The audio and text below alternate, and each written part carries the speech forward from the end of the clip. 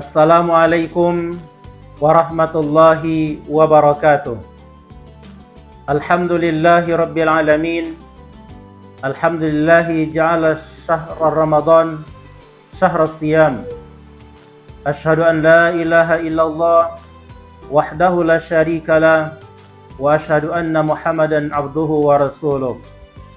Allahumma salli wa sallim ala sayyidina Muhammadin wa ala alihi wa sahbihi ajma'in.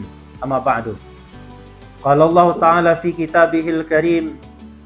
A'udzu billahi as-sami'il 'alim minasy syaithanir rajim. Ya ayyuhalladzina amanu kutiba 'alaikumus syiyam kama kutiba 'alal ladzina min qablikum la'allakum tattaqun. Shadaqallahul 'azim. Para pemirsa yang dirahmati Allah Subhanahu wa taala. Syahrul Ramadan, bulan Ramadan adalah bulan kita berpuasa. Bulan diturunkannya Al-Quran. Bulan beribadah kepada Allah Subhanahu wa taala. Bulan kita mendekatkan diri kepada Allah Subhanahu wa taala.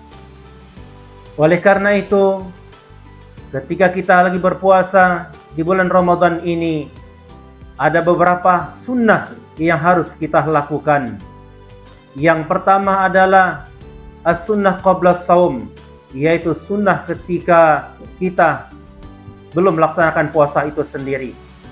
Rasulullah sallallahu alaihi wasallam bersabda, "Tasahharu fa inna fis sahuri barakah."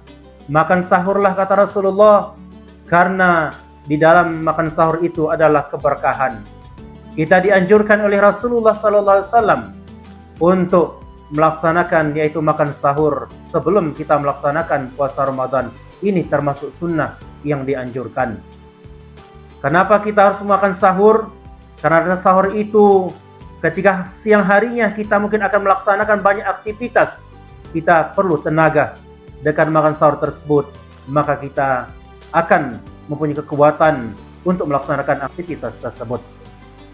Oleh karena itu, Rasulullah SAW menganjurkan kita untuk makan sahur tersebut. Para pemirsa yang dirahmati Allah Subhanahu wa taala. Kemudian sunnah yang kedua adalah sunnah ketika kita sedang berpuasa. Ketika kita sedang berpuasa di siang hari, maka kita dianjurkan juga sunnahnya adalah kasratut tilawah. Kita menyibukkan diri kita untuk memperbanyak membaca Al-Quran ketika sedang berpuasa. Karena ini adalah merupakan bulan Al-Quran juga. Karena Al-Quran diturunkan di bulan Ramadan, maka kita juga disunnahkan pada bulan Ramadan ini untuk banyak membaca Al-Quran. Karena dengan membaca Al-Quran yang banyak, maka betapa banyak nantinya pahala yang akan kita dapatkan ketika kita banyak membaca Al-Quran. Setidaknya bagi orang yang berpuasa di bulan Ramadan, kita kaum muslimin dan muslimat, kita minimal 1 kali khatam Al-Quran di dalam Ramadan ini. Kata ulama, kalau kita tidak bisa mengkhatamkan Al-Quran di bulan Ramadan, maka dipastikan kita tidak akan bisa mengkhatamkan Al-Quran di luar bulan Ramadan, kecuali dengan izin Allah Subhanahu wa taala. Para pemirsa yang dirahmati Allah Subhanahu wa taala. Oleh karena itu, mari kita gunakan waktu kita di bulan Ramadan ini untuk banyak-banyak membaca Al-Quran atau tilawatul Al-Quran. Qala Rasulullah sallallahu alaihi wasallam, "Iqra'ul Quran," bacalah Al-Quran, "fa innahu ya'ti yaumal qiyamati," karena Al-Quran nantinya akan datang pada hari kiamat. Syafi'an li ashabihi, akan memberikan syafaat, akan menolong orang-orang yang membaca Al-Quran nanti pada hari kiamat nanti. Para pemirsa yang dirahmati Allah Subhanahu wa taala. Kemudian sunnah ketika kita sedang berpuasa adalah yang tidak baiknya lagi adalah ta'jilul iftar, yaitu kita menyegerakan berbuka puasa. Ketika azan telah dikumandangkan, ketika azan maghrib sudah dikumandangkan, matahari sudah terbenam, maka kita disunnahkan untuk segera untuk melaksanakan iftar atau berbuka di bulan Ramadan ini. Tidak diperkenankan kita untuk menunda-nunda waktu berbuka tersebut. Rasulullah Shallallahu Alaihi Wasallam bersabda, sesungguhnya termasuk hamba Allah yang paling dicintainya ialah mereka yang segera berbuka puasa.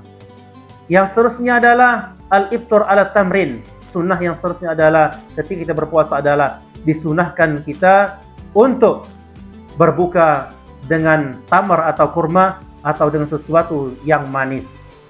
Kalau Rasulullah Shallallahu Alaihi Wasallam, "Idza aftara ahadukum," apabila salah seorang di antara kalian berbuka, fal yuftir ala tamrin, maka hendaklah dia berbuka dengan tamar atau kurma.